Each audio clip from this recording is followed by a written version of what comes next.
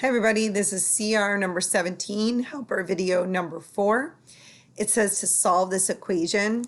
Now remember, when we solve this equation, we look only at the left side first. I notice that I have m's and I have no's. Remember, the no's just means no variable or constants.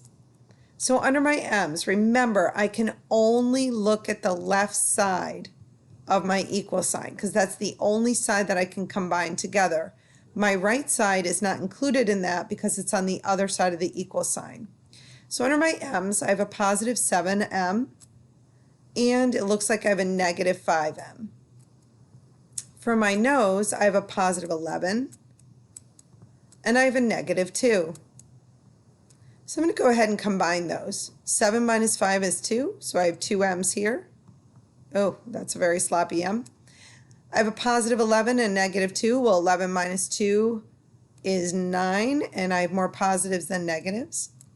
So that means on the left side, I now have 2m plus 9 after it's been simplified. And on the right side, I have 2m, excuse me, minus 9. What some of you are probably thinking is that you can already tell how many solutions this has. But I'm going to just take this a step further. Remember, I want my variables on the left side. That's where I always want them. So I have to move this set of variables here by subtracting 2m. Anything I do to one side of the equation, I have to do to the other. These 2m's cancel out. These 2m's cancel out. I am now left with 9 equals negative 9. And remember, when I have two sides that are different or not equal to each other, that means I actually have no solution. And that is why that letter D is the answer.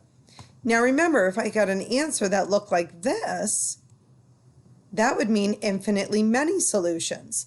And if I got an answer that looked like this, that would mean one solution. So in this situation, it's no solution. But make sure you understand the other pieces because you don't know what your equation, what that answer will be. Good luck.